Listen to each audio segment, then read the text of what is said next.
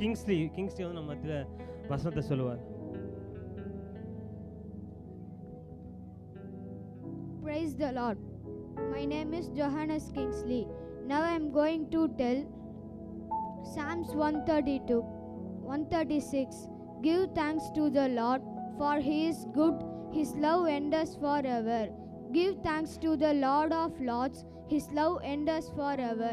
Give thanks to the God of gods, His love endures forever. To Him who alone does great wonders, His love endures forever.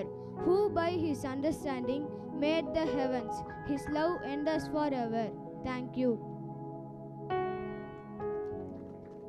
ஜோரை guy தட்டுங்களா.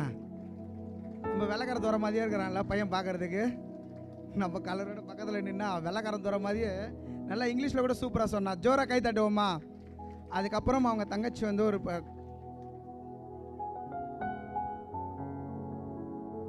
Praise the Lord. I am Juliet Fancy. சங்கீதம் 23ஆம் அதிகாரம்.